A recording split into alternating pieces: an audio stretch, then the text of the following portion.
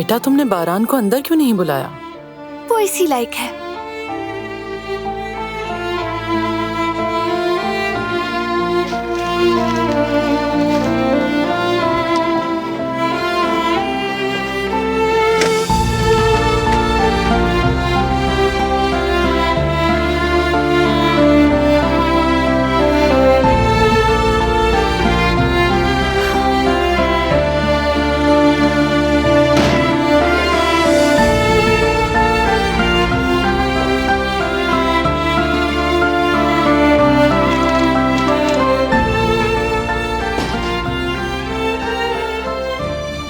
मैंने बारान साहब की गाड़ी देखी है सबिया साहिबा।